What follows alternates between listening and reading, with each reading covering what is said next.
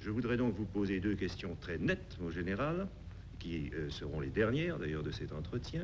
S'il y a engagement personnel de votre part le 27 avril, jusqu'où ira-t-il?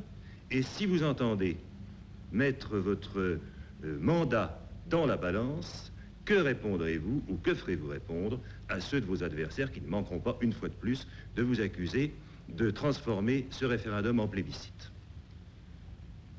Il ne peut pas y avoir le moindre doute au sujet de la question que vous me posez.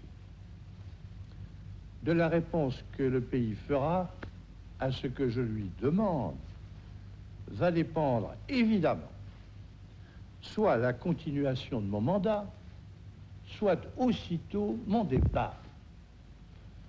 Me voici convaincu que la création des régions et la rénovation du Sénat forment ensemble une réforme essentielle à l'époque où notre avenir dépend de notre développement économique et social.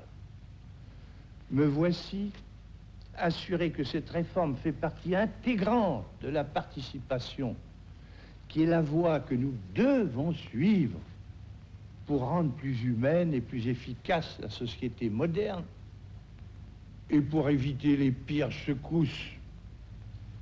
Me voici proposant solennellement la réponse à notre pays. Si donc par aventure, c'est bien le mot qui convient, le peuple français s'y opposait, quel homme serais-je si je ne tirais pas sans délai la conséquence d'une aussi profonde rupture, et si je prétendais me maintenir dérisoirement dans mes actuelles fonctions? Au contraire, si le pays me donnait son accord, j'en serais puissamment encouragé dans mon intention d'accomplir ma mission jusqu'à son terme.